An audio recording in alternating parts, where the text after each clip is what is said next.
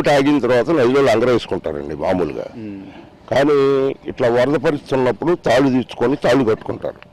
ఇప్పుడు ఆ 3 బోట్లకి ఇప్పుడు మీరు ఇబ్రహీంపట్నం, గుంటుపల్లి, గొల్లపూడి ఈ ఎక్కడ చూసినా ఇదే విధంగా కొత్త తాళ్ళు తెచ్చుకొని మనం కట్టుకున్నారు అందరూ. కానీ ఆ 3టికి ఐరన్ రోపులు ఉన్నాయి.